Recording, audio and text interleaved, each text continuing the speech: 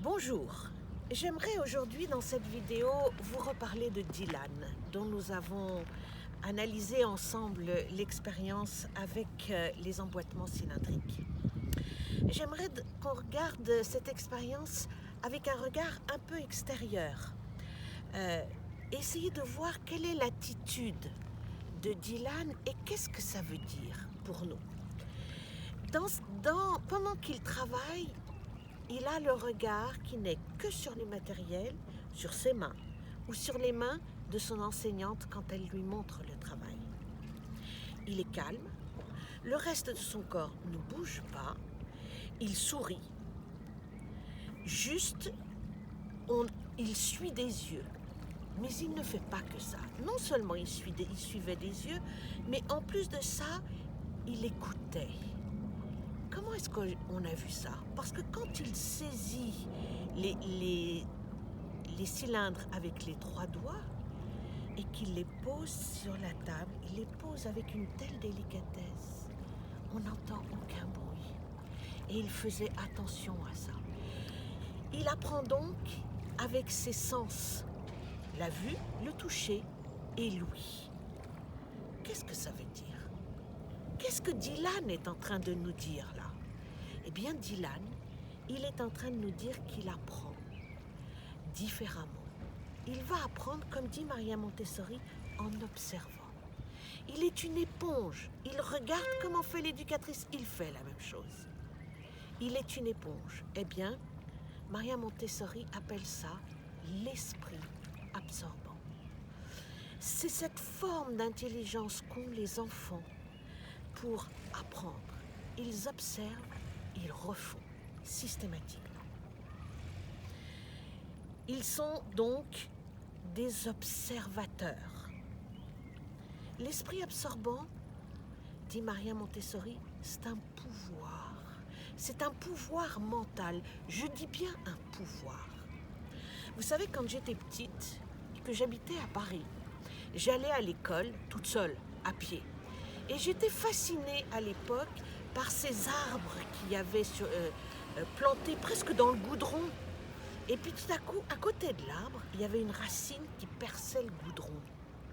Eh bien, l'esprit absorbant, c'est la force, c'est la puissance qu'ont les racines, au point de passer à travers le goudron. Et le goudron, pour Dylan, c'était son handicap.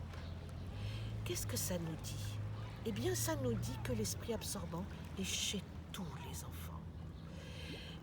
Peu importe là ce qu'ils sont capables de faire ou pas, il est là, il est agissant et il est puissant. Je voudrais vous donner un autre exemple. Nous avions un autre enfant dans cette classe qui était un enfant autiste. Je dois vous dire que j'ai toujours demandé dès le départ à ne pas savoir quel était le handicap des enfants parce que je ne voulais pas être impressionnée par ça, je ne voulais pas poser d'étiquette. Au bout d'un moment, il y a des choses que j'ai vues, bien évidemment, mais je suis bien plus tard. Et ce petit Pierre était autiste. Pendant longtemps, quand on faisait les présentations, on était à côté de lui et il tournait la tête. Vous savez, c'est impressionnant de faire une présentation et l'enfant ne regarde pas. Et l'enseignante que j'avais là était très impressionnée par ça et me disait, qu'est-ce qu'on fait? Est-ce qu'on continue? Est-ce qu'on ne continue pas? Et par intuition, on a décidé de continuer. Et on lui faisait ses présentations de vie pratique. Toujours. Et il ne regardait pas. Et ça a duré plusieurs jours, plusieurs semaines et quelques mois. Et un jour, alors qu'on faisait cette présentation, à côté, c'était transvaser les graines. Il entendait les graines qui tombaient dans le bol. Et un jour, il a juste tourné la tête, mais très rapidement comme ça. Et j'ai dit, ah, il y a une porte ouverte. Peut-être qu'au bout d'un moment, il va regarder. Et ça a duré encore plusieurs jours. Et on a continué, comme si de rien n'était, sans jamais avoir d'exigence. Et un matin, Alors qu'on proposait tous les matins, est-ce que tu veux refaire le travail? Non, et il repartait. Ce matin-là, il a pris le plateau devant lui et il a tout refait juste. C'est ça la puissance de l'esprit absorbant.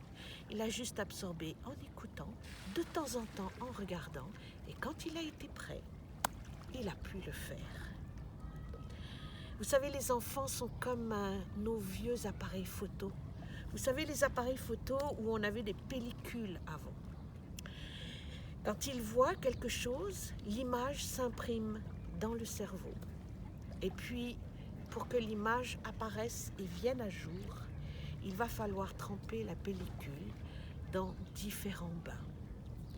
Et ces différents produits, ces différents bains qui vont permettre de faire apparaître l'image s'appellent la notion de temps.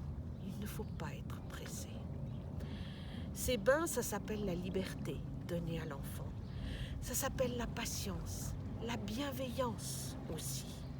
Et surtout, avoir la foi dans la force et la puissance de cet esprit absorbant, comme les racines des arbres. Alors ce qu'il faut retenir de cette vidéo, c'est que l'esprit absorbant est présent chez tous les enfants.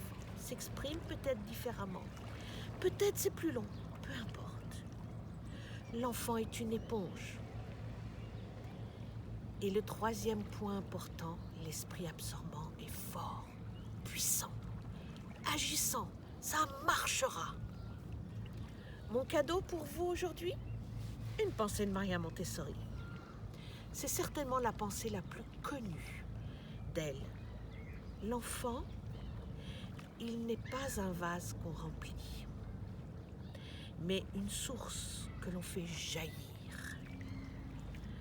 Et ça, c'est valable pour tous les enfants. À bientôt.